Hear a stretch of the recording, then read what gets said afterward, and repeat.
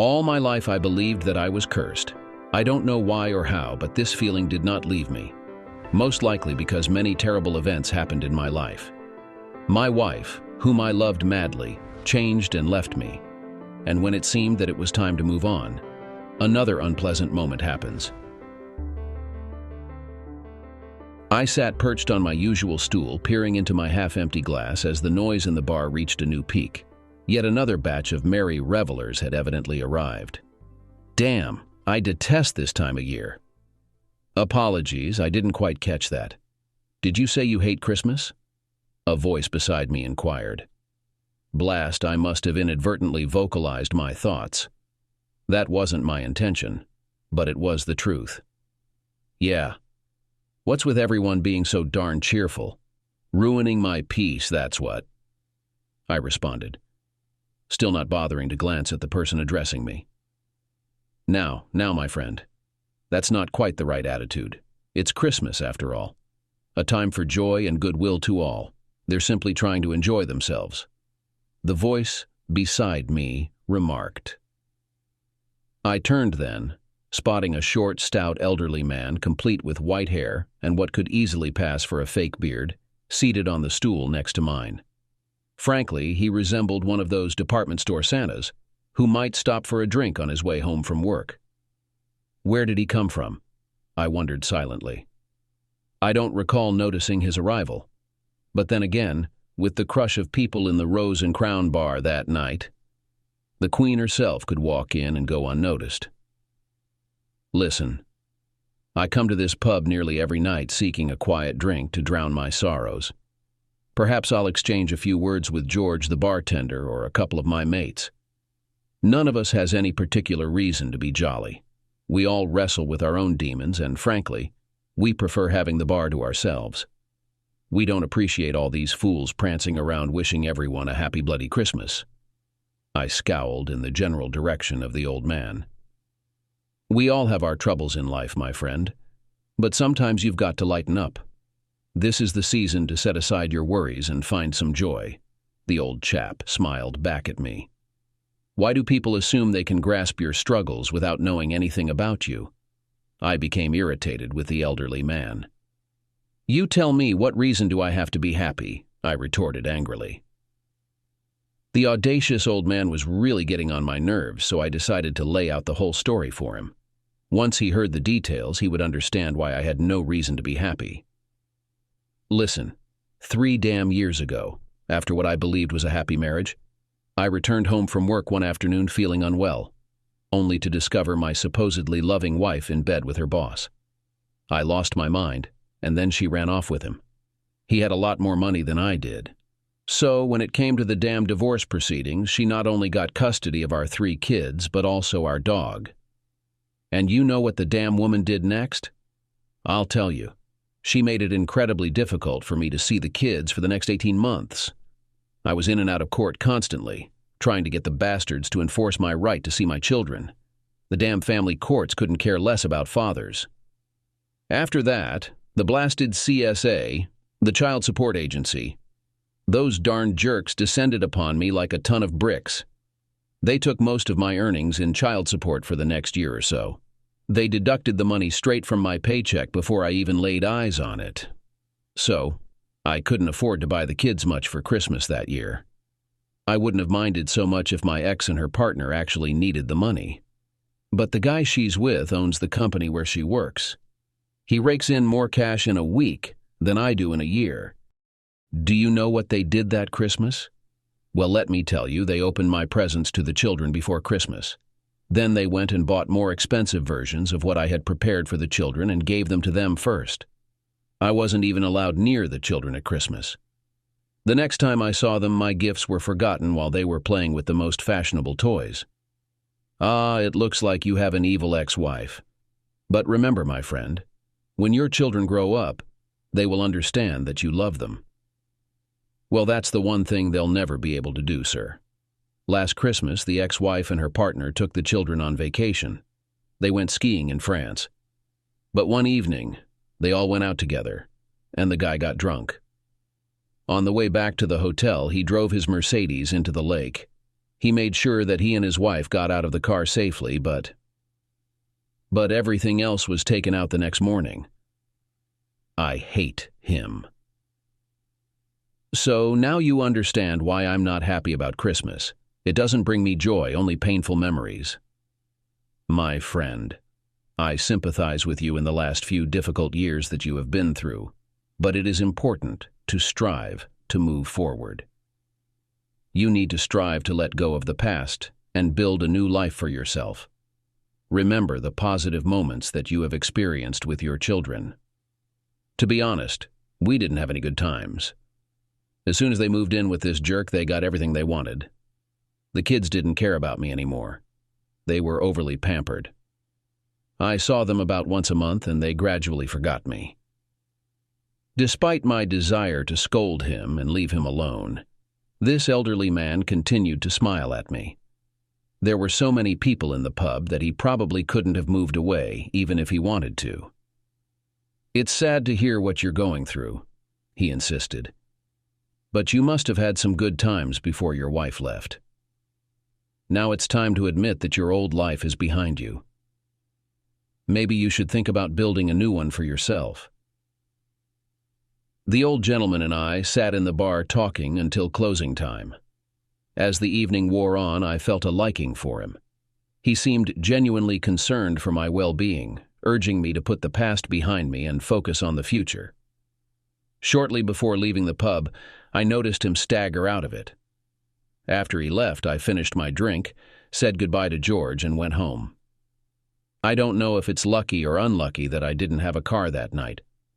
On the one hand, I couldn't drive under the influence of alcohol and potentially harm anyone. On the other hand, I couldn't easily fulfill my desire to commit suicide by crashing into a tree. When I came out of the pub, I found an old man leaning against the wall and clearly had drunk more than he could bear. Worried, I realized that I couldn't leave him there, as the cold could be fatal. "Come on, where do you live? I'll walk you home," I offered. "Thank you, Graham. I feel a little insecure." "I'll be fine as soon as I get some fresh air," he replied. It didn't occur to me at the time, but the old man knew my name, and I'm still puzzling over this detail. Perhaps he accidentally overheard George mention that name? We headed to his house, fortunately not too far from my route. The old man leaned on me, continuing to chat about life. To tell the truth, I didn't pay much attention to it. My focus was on getting him home and back to my bed. Suddenly, the old man straightened up, sobering up instantly. "Fire!" he exclaimed. Somewhat disoriented, I followed his gesture and glanced in the indicated direction. Through the smoke-darkened windows of a nearby house, I could faintly discern a Christmas tree engulfed in flames. Suddenly, with a deafening explosion, the picture window shattered outward. In an instant, the room transformed into a raging inferno, flames consuming the front of the building. "There's a woman and 3 children in that house," the elderly man informed me. In that moment, I became completely alert. Retrieving my mobile phone from my pocket and unlocking it, I handed it to the old man. "Call the fire brigade," I directed him, already sprinting toward the burning house. "They say people act bravely because they don't consider the consequences." Well, as I hurled myself at that front door, I was acutely aware that I might not live to see another day. Yet deep down, I didn't truly care. As I approached the door, I could sense the intense heat emanating from the flames bursting out of the nearby window. Surprisingly, the door yielded easily to my first attempt. Black smoke billowed around me as I stumbled inside, barely managing to keep my balance. I presumed that anyone still alive in the house at this hour would likely be upstairs in the bedrooms. Most of these semi-detached houses have a similar layout, so finding the staircase was straightforward. Taking the stairs 2 at a time, I hurried up, attempting to shout, "Fire!" amidst the choking smoke, but my voice failed me. Reaching the top of the stairs, I tried the door of the room directly above where the fire originated. Inside, the smoke was thick, making it difficult to see, until I felt the small, motionless bodies of 2 children in their beds. Gathering them in my arms, I emerged from the smoke at the front door, where a young man stood. Without hesitation, I handed the two girls over to him. After catching my breath and regaining some composure, I re-entered the smoke-filled house. By now, flames were beginning to breach the door of the room where the fire started. As I reached the top of the stairs, there was a sudden whooshing sound as the flames engulfed the door, spreading into the hallway. Peering through the smoke, I glanced back down the stairs, knowing that returning the way I came was no longer an option. This time, I headed toward the rear bedroom. Inside, I discovered a woman who seemed to have succumbed to the smoke too. Despite not being particularly strong, I somehow managed to lift her. Glancing out of the back window, I realized escape that way was impossible. Flames were rising from the window below. It seemed to be a connecting lounge downstairs. Funny how random thoughts pop up in moments like these. Returning to the landing, I headed for the other front bedroom. Bursting through the door, I was relieved to spot flashing blue lights outside through the window. Placing the woman on the bed, incidentally on top of her sleeping son, I grabbed a TV set from the wall and hurled it through the window, hoping no one was below, then kicked out the remaining glass as best as I could. I prioritized the boy, lifting him first and leaning out of the broken window to drop him into the waiting arms of a firefighter below. The woman followed suit without objection due to her condition. Glancing around, I saw flames had entered the room. Without hesitation, I propelled myself headfirst after the woman. Fortunately, the fire crew was ready for me. It made me wonder if they were trained for unexpected arrivals like mine. They certainly did a commendable job catching us all. The firefighters placed one of their breathing apparatuses on me to assist in clearing my lungs of smoke. I sat on the pavement, gradually recovering while they tackled the fire. I observed the ambulance crew attending to the mother and boy. I didn't spot the two girls, but with several ambulances around, they were likely in one farther away. My head pounded, likely from the smoke and the alcohol I had consumed earlier that evening. People approached me, praising me as a hero. I didn't want or need that recognition. Soon after, the police arrived and began pushing everyone back from the fire. I saw my opportunity and quietly slipped away into the gathered crowd. After mingling for a short time, I hastily left. Upon returning home, I took a long shower to rid myself of the smoke smell. I initially thought I'd need to have my clothes cleaned due to the odor, but upon discovering scorch marks, I disposed of them all. It was well past 2 a.m. by the time I finally crawled into bed. The next morning on Christmas Eve, I dragged myself out of bed around 10, nursing the worst hangover I've ever had.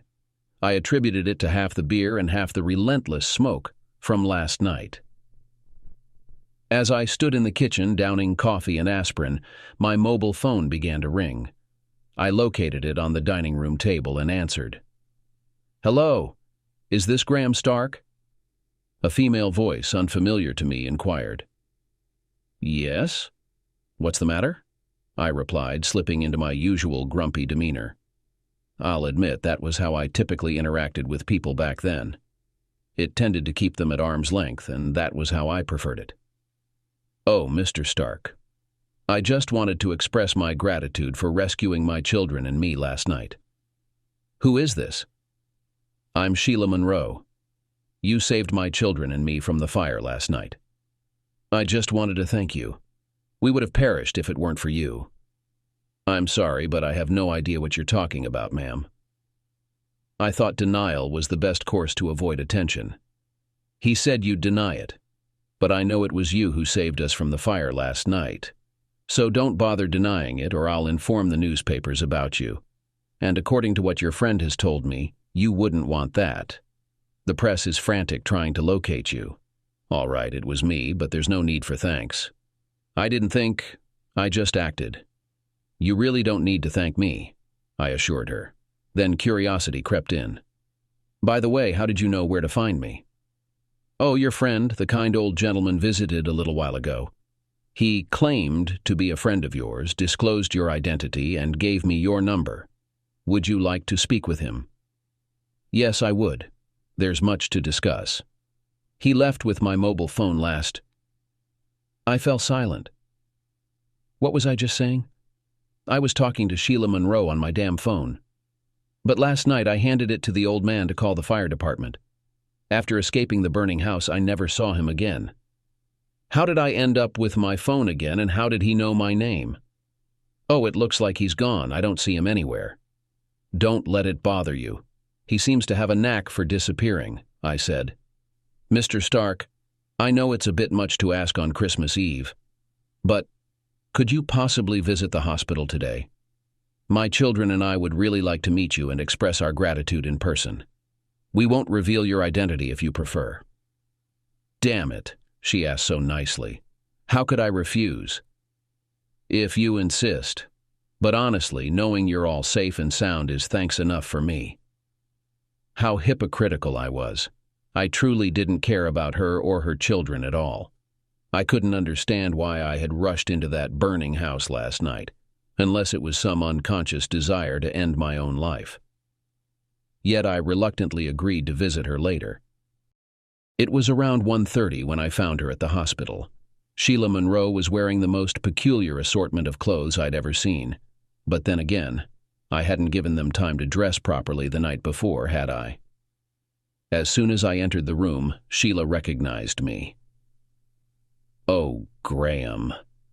How kind of you to come," she exclaimed, embracing me as if I were an old family friend.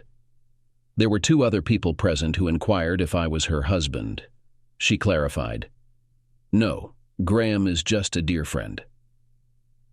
After they left us alone, Sheila apologized for her earlier behavior, explaining that the others were reporters and she didn't want them to question my presence.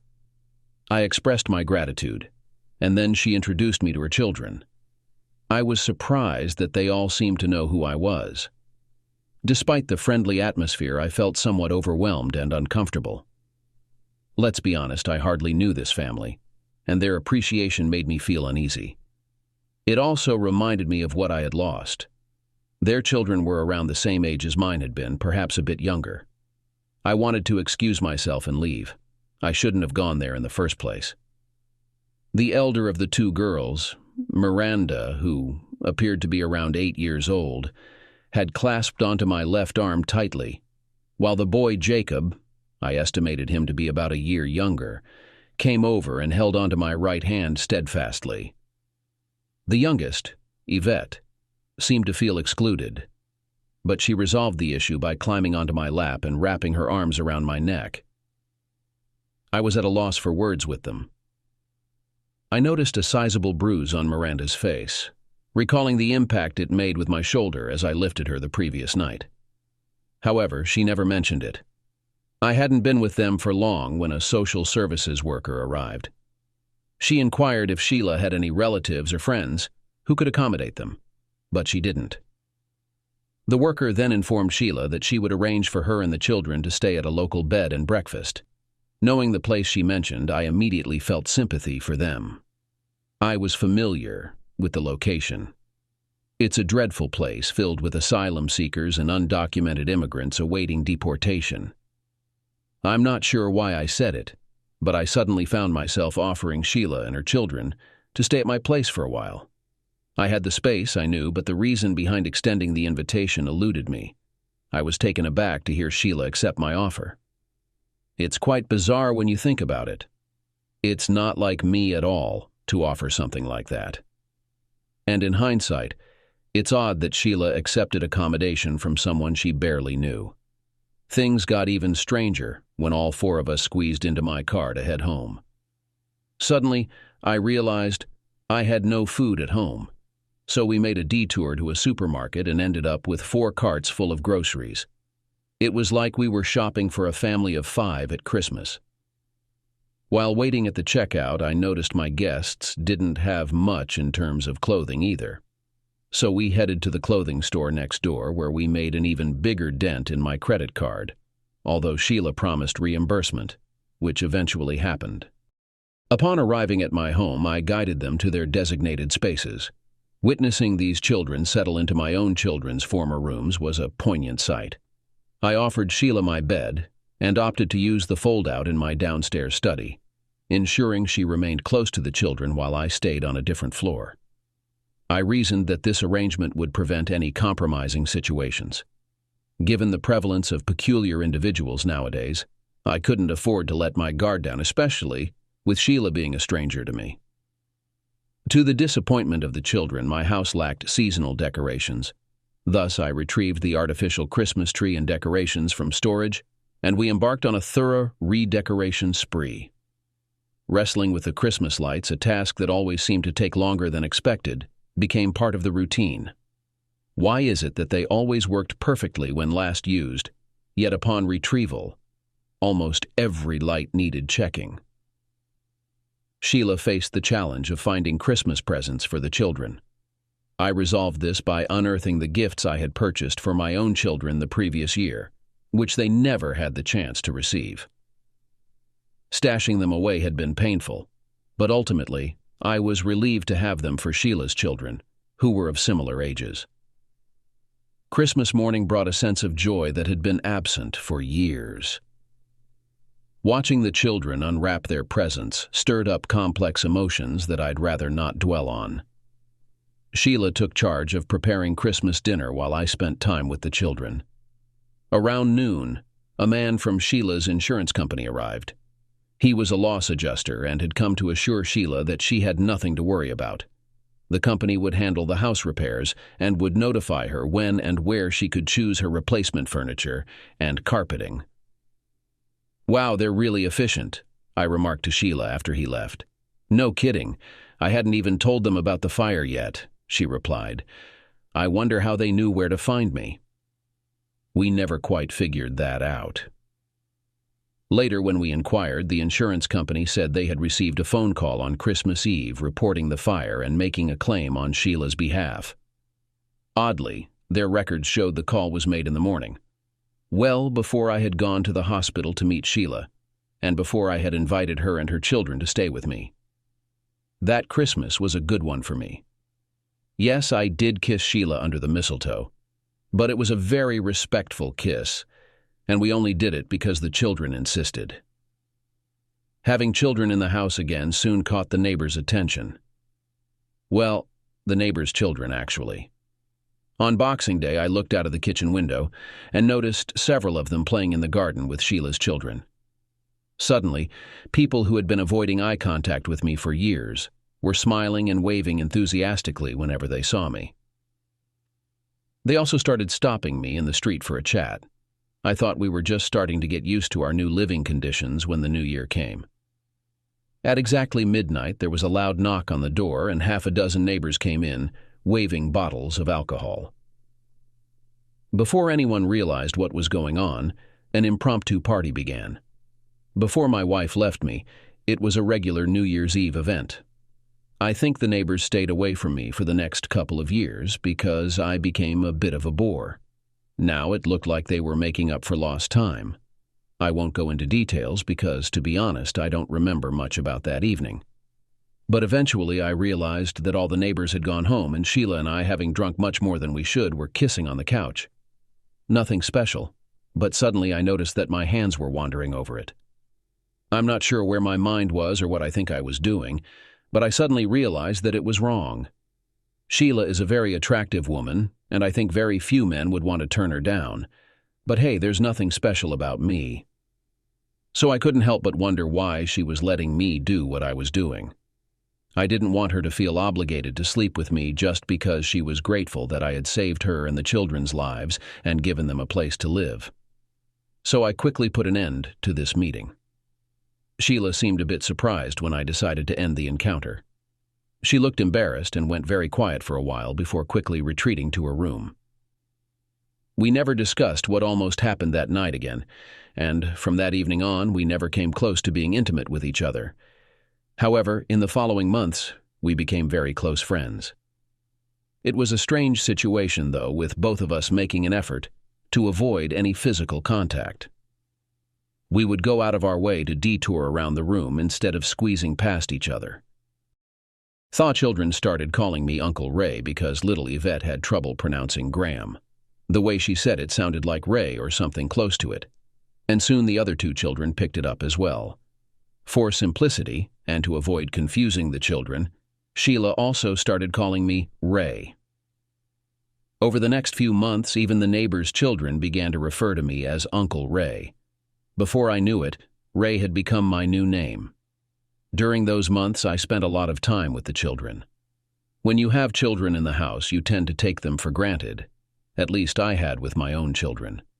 When they are suddenly not there anymore, you really miss them and regret all the things you should have done with them. Having Sheila's children around felt like a second chance for me, although I did have some melancholy nights, wondering if I had been as good a father as I could have been to my own children. Over time, I learned that Sheila's husband had taken his own life. His business had gone bankrupt and he couldn't cope with it. He suffered a nervous breakdown, became deeply depressed, and eventually committed suicide. I didn't find all this out at once, nor entirely from Sheila. Instead, I had to piece it together from various bits of information. Work on Sheila's house began quite quickly, but we were informed early on that it would take a considerable amount of time. The heat had caused extensive damage to the structure, necessitating an almost complete rebuild. Even the people in the other half of the semi-detached house had to move out temporarily while the party wall was rebuilt. All 5 of us visited the house every week to check on the progress. To outsiders, life in my house must have seemed quite normal. Sheila and I, to anyone who didn't know us, must have looked like a married couple living together with our 3 children. But that wasn't the case. There was none of the intimacy that a husband and wife usually share.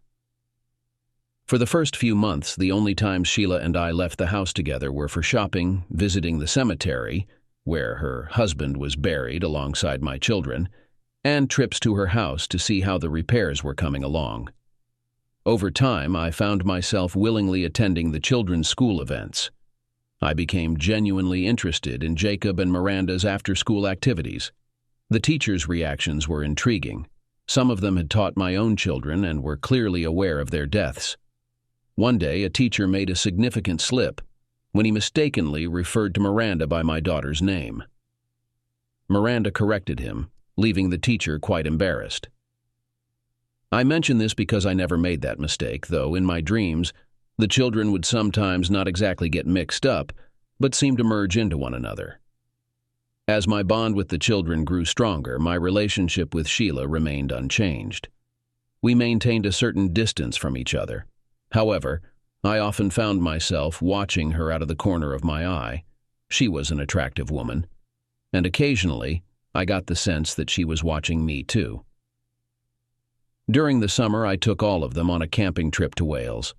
This was a new experience for Sheila and the children. They used the frame tent while I stayed in my old hiking tent. Although it took some time for them to adjust to living without modern conveniences, they eventually enjoyed it, and we had a couple of more weekend trips before the summer ended. Late summer found us, more precisely Sheila, selecting paint colors, furniture, floor coverings, and other items for her house. I drove her around as I had been doing since she moved in with me, and she often asked for my advice, even though I didn't consider myself an expert. By October, the house was nearly finished, and plans were made for them to move back in during the last week of the month. However, this was postponed to early November due to issues with the central heating.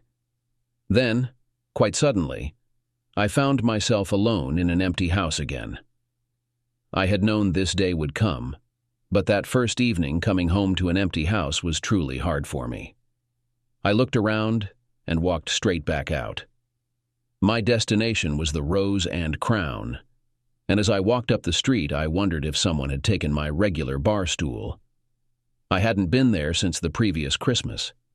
Even though I was heading to the Rose and Crown, I somehow, without thinking or planning it, detoured past Sheila's house. Through the window, I saw the children sitting down to eat, and Sheila was there, talking on the phone. The thought of walking up the path and knocking on the door crossed my mind, but I couldn't bring myself to do it. My stool was empty, and George greeted me with a "Hi, Graham," starting to pour my pint as if I had been there just yesterday. "Ray," I remember telling him. "Everyone calls me Ray nowadays." "Whatever. Makes no difference to me, Ray," George replied as he continued serving me. I drank too much that evening, which became clear the moment I woke up in my bed the next morning. It was my hangover, more than anything else, that made me decide not to go back to my old ways. Well, that was my intention. But the world is full of good intentions, isn't it? For the next 2 evenings, I spent time in the garage. I had this idea of turning it into a workshop. I planned to get myself a hobby, like woodworking or something similar. So I'd have little projects to work on in the evenings and on weekends. On the third night, a neighbor invited me over for dinner. To be honest, he was tinkering with his wife's car when I got home, and out of desperation for something to do, I went over to offer him a hand. In gratitude, his wife asked me to stay for a meal. I can't say I understood what was happening for the next week or so, but several neighbors would ask me to join them for dinner in the evenings. Looking back now, I can see that it was all planned. Just by chance, the husband or wife would be out in the street when I got home from work, and they would start chatting. Before I knew it, I'd be sitting down to eat with them. Often the subject of Sheila and the children would come up, but I could only tell them I hadn't seen them since they moved out. This usually brought strange expressions to the wives' faces and awkward silences from the husbands. It must have been the second or third weekend after Sheila had gone home when I encountered her and the kids at the supermarket. To be honest, it wasn't me who ran into them. It was the kids who ran into me, and everyone in that store knew about it. Before I realized what was happening, Yvette was sitting in my shopping cart, and the other two were clinging to my arms. Thankfully, the kids were very loud since Sheila and I didn't seem to know what to say to each other. After we finished our shopping, I took them to McDonald's for ice cream. While the kids were playing, Sheila told me about the minor issues she was having with the house. Nothing serious, just the usual things you would expect. Something prompted me to invite them all over to my place for dinner that night. For a moment, I thought Sheila hesitated, but the kids made the decision for her. To be fair, Sheila ended up cooking the meal. Maybe that's why she hesitated. Sheila had experienced my cooking before. That afternoon was enjoyable with the children over, even though they spent most of their time playing with the neighbors' kids. I assisted, or possibly hindered, she never clarified which, Sheila in the kitchen, and we got along just as well as when she stayed with me. That is, until she asked me to call the children in and get them cleaned up. Unfortunately, we both tried to cross the kitchen simultaneously and ended up colliding near the back door. Sheila lost her balance, and I grabbed her to prevent her from falling. For a brief moment, I was holding her in my arms, and then we both kept apologizing to each other. Embarrassed, we disentangled ourselves and retreated into our shells. We spent dinner that evening listening to the excited children talk about their day with their friends. After cleaning up, I drove the family home. There was discussion about them coming over again and me going to have a meal with them, but no specific date was set.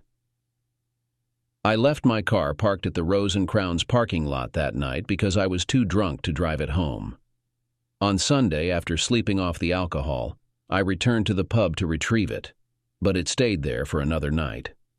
The truth is, I just didn't want to go back to that empty house until I had to, or I was too drunk to notice the silence.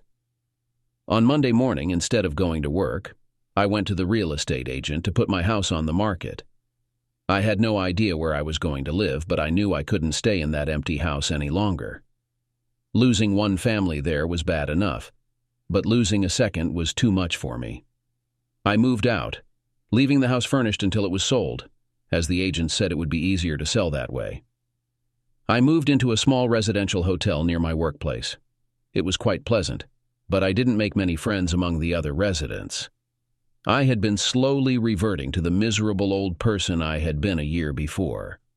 I received invitations in the mail to attend Sheila's children's Christmas plays and concerts at their school. I accompanied Sheila to all of them, although the tight seating made it uncomfortable, practically forcing physical contact between us. I sensed Sheila's discomfort with this, as she seemed to tense up whenever we touched. The topic of dining at their house came up again, but once more I managed to evade committing to a specific date. When the children asked if I would join them on Christmas Day, I could tell they were disappointed when I explained that unfortunately I had other plans. I concocted a story about visiting my sister on the South Coast. though I'm not sure Sheila believed it. The children seemed to. I spent a considerable amount of time selecting Christmas presents for Sheila and her children, arranging for a local courier company to deliver them to her house on Christmas Day. It was pricey, but I felt it was worth it for the element of surprise. On the evening before Christmas Eve, I once again found myself drawn to the Rose and Crown. Surprisingly, it wasn't as crowded as it had been the previous year. Perhaps it was a different night of the week. It must have been around 10 o'clock when suddenly a voice interrupted my thoughts. "Feeling any happier this year, Ray?" I turned to see the old man seated on the stool beside me. "Oh, it's you again. Where did you come from?" I asked, taken aback. I hadn't noticed him enter the pub or buy the drink he was holding from George. But then again, I was probably lost in my own thoughts.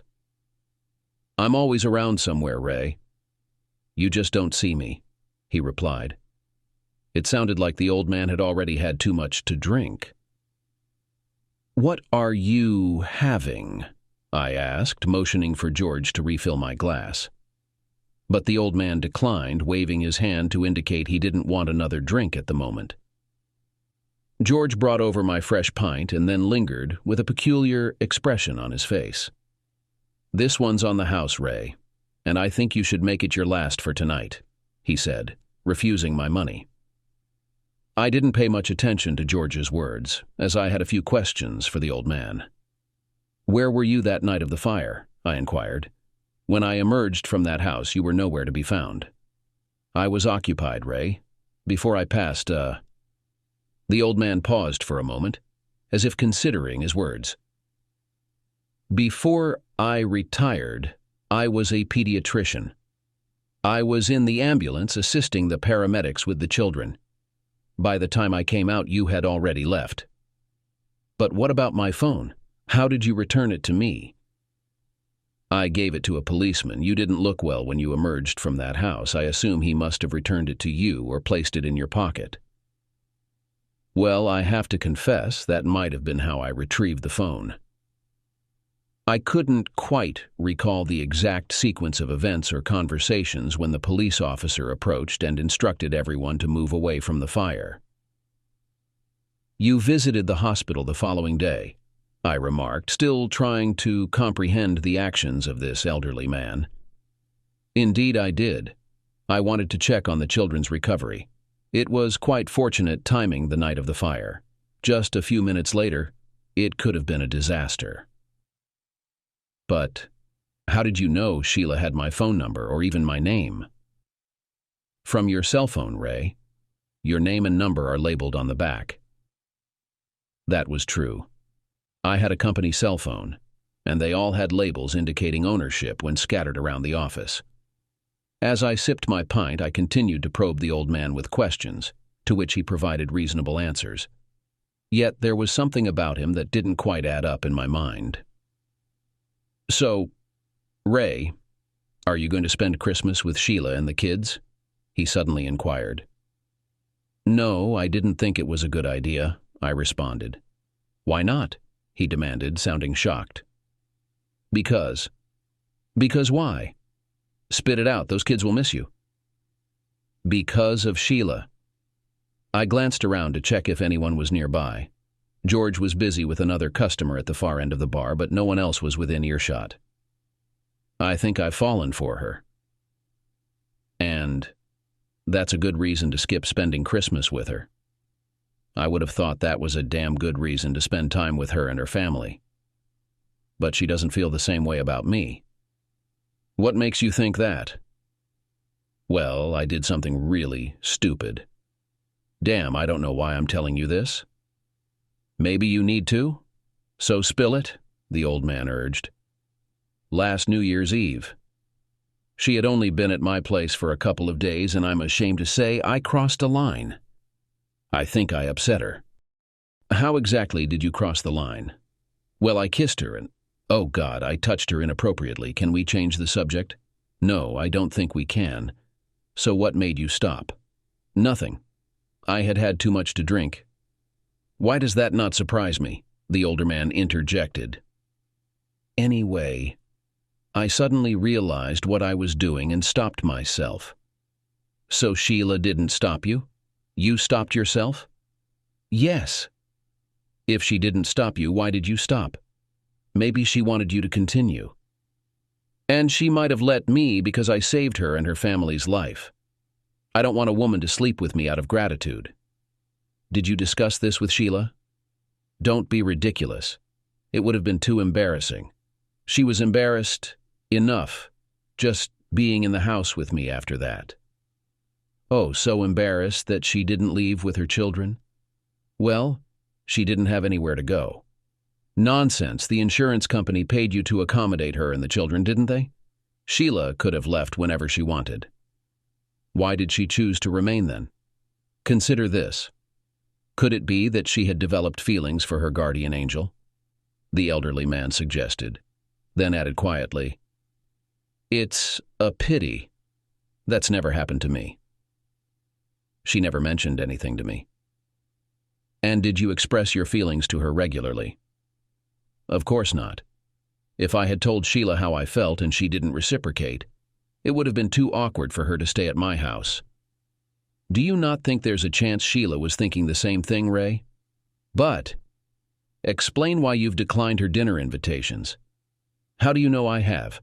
And for that matter, how do you know she's invited me? Let's just say it's apparent to me, shall we? But you're mistaken. That woman has feelings for you. Suddenly, the pub doors burst open, flooding the room with a boisterous crowd. Conversation became impossible, and for a few minutes I shifted my focus away from the old man.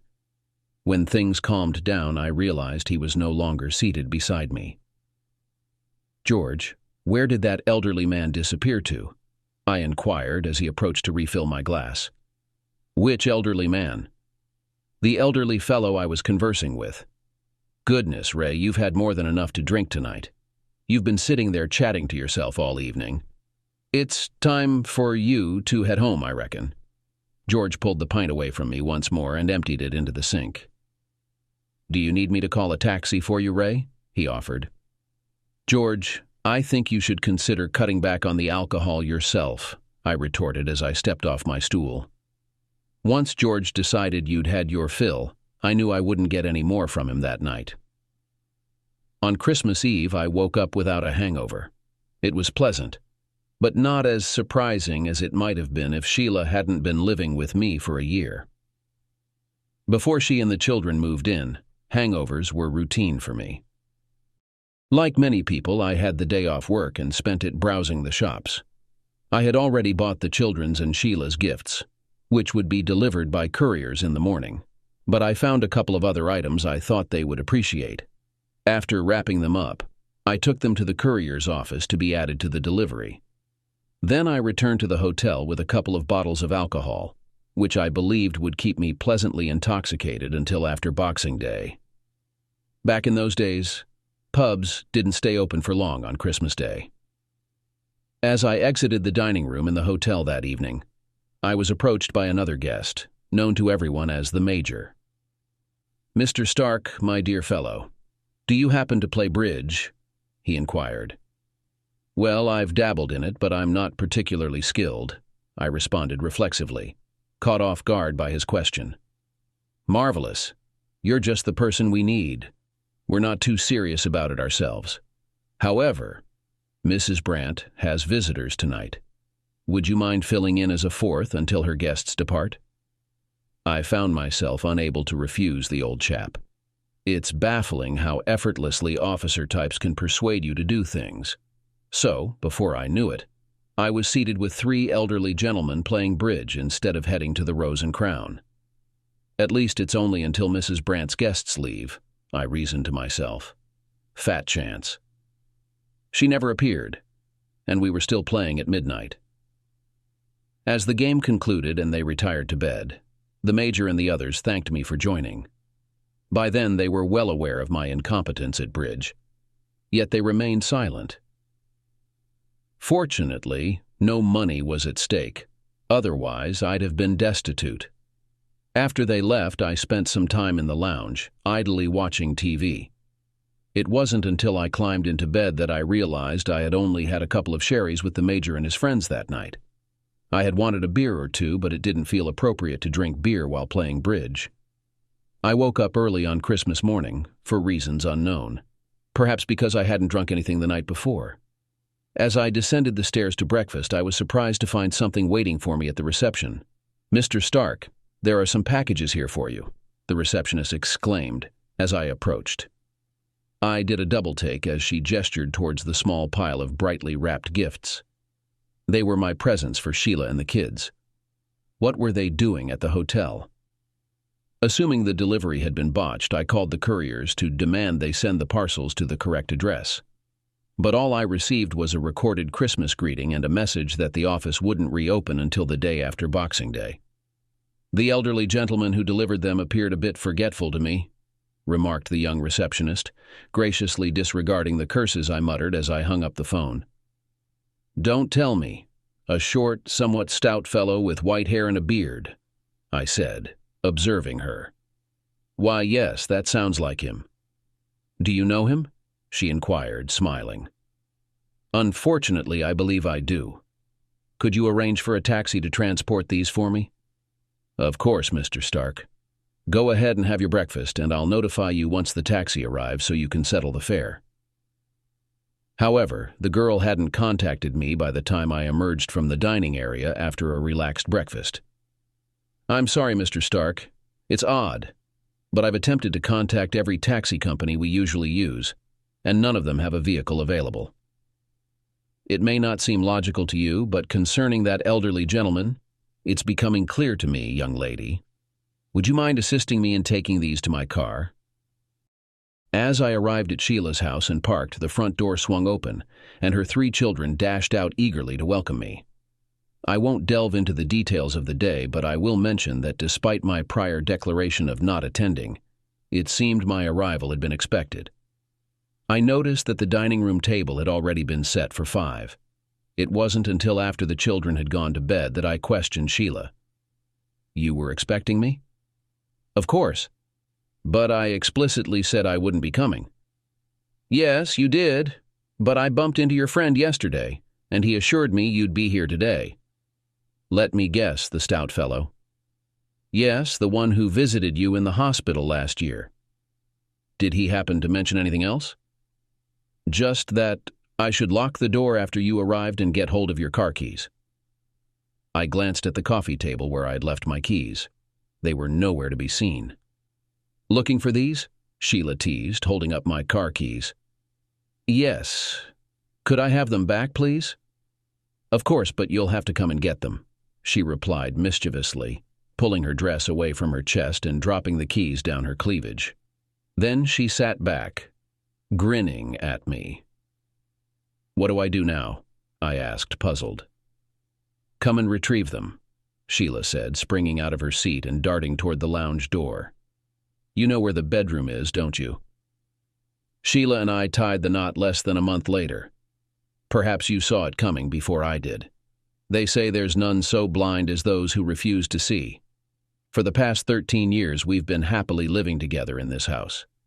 Here I am, on this Christmas Eve, with my beloved wife by my side, gazing at an old, charred photograph hanging above the fireplace.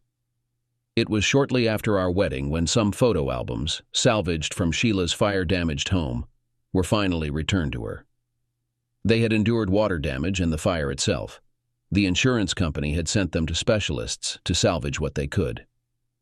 "Who's this in the picture, Sheila?" I inquired as we flipped through the albums for the first time. "That's my grandfather, my dad's father. I adore that photo. Doesn't he resemble Santa Claus to you?" "I thought he looked like the old man. You know, the one you call my buddy." "No, I don't think so. He's much shorter than my grandfather was. It's odd, though. I remember him having a stern expression when I was younger. But he looks positively radiant here. I suppose memory plays tricks on us." "Life moves on,"